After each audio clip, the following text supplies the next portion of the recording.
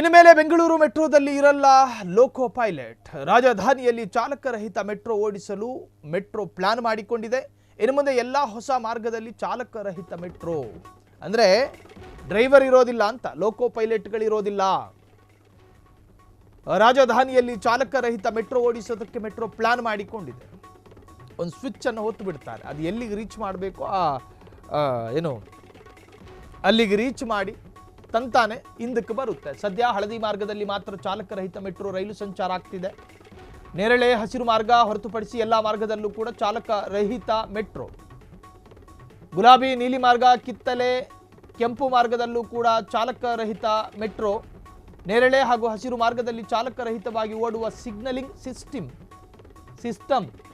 ನೇರಳೆ ಹಸಿರು ಮಾರ್ಗಕ್ಕೆ ಚಾಲಕರಹಿತ ಮೆಟ್ರೋ ಸಂಚಾರ ಸಾಧ್ಯ.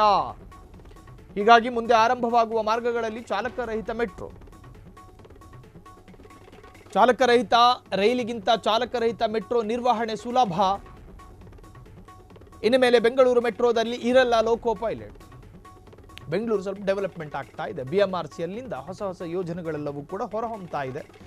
ಚಾಲಕ ಲೋಕೋ ಪೈಲಟ್ ಅವನಿಗೆ ₹1,00,000 ಸಂಬಳ ಕೊಟ್ಕೊಂಡು ಅವನ್ನ ಇಟ್ಕೊಳ್ಳೋದಕ್ಕಿಂತ ಜಪಾನು, ಜರ್ಮನಿ, ಬೇರೆ ಬೇರೆ ಚೀನಾ ದೇಶದಲ್ಲಿ ಅಳವಡಿಕೆಯಾಗಿರ್ತಕ್ಕಂತಹ ಟೆಕ್ನಾಲಜಿಯನ್ನು ಭಾರತದಲ್ಲೂ ಕೂಡ ಪ್ರಯೋಗ ಮಾಡಲಾಗ್ತಾ ಇದೆ.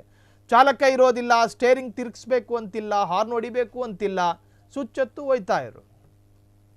ಅದರ ಡೆಫಿನೇಷನ್ ಅದು ಸೆನ್ಸಾರ್ ಮುಖಾಂತರವಾಗಿ ಅದೇ ಅರ್ಥ ಮಾಡ್ಕೊಂಡು ಅಲ್ಲೇ ನಿಲ್ಲಿಸುತ್ತೆ. ಎಲ್ಲೆಲ್ಲಿ ಡೋರ್ ಓಪನ್ ಆಗಬೇಕು ಎಲ್ಲವೂ ಕೂಡ ಚಾಲಕ ರಹಿತವಾಗಿಯೇ ನಡೆಯುತ್ತೆ. ಅಲ್ಲೊಂದು ಚಾಲಕ ಅನ್ನೋನು ಇರೋದಿಲ್ಲ.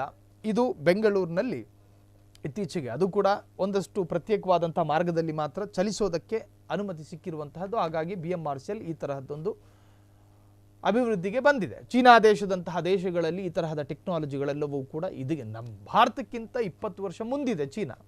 ಅಲ್ಲಿ ಈ ತರಹದ ಟೆಕ್ನಾಲಜಿಗಳು ಆಗ್ತಾ ಇದೆ. ಅದಕ್ಕೆ ಕಾರಣ ಏನು ಅಂತ ಹೇಳಿದ್ರೆ, ಚೀನಾ ದೇಶ ತನ್ನ ದೇಶದ ನಾಗರಿಕರ ಮಕ್ಕಳು ಎಷ್ಟು ಓದ್ತಿದ್ದಾರೆ, ಎಷ್ಟು ಓದಬೇಕು ಅಂತ ಯೋಚನೆ ಮಾಡುತ್ತೆ. ಇಲ್ಲೋ ಅವನು ಹಿಜಾಬ್ ಹಾಕ್ಕೊಂಡಿದ್ದಾನ, ಅವನು ಕೇಸರಿ ಶಾಲ್ ಹಾಕ್ಕೊಂಡಿದ್ದಾನ, ಇವನು ಯಾಕೆ ಹಿಂಗೆ ಬರ್ತವನೆ, ಇವನು ಯಾಕೆ ಹಿಂಗೆ ಗಡ್ಡ ಬಿಟ್ಟವನೆ.